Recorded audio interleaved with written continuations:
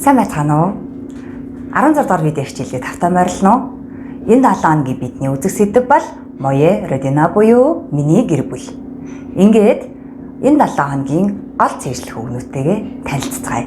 Номныхоо 40-р хуудсыг нэгээрээ бабичка, братер,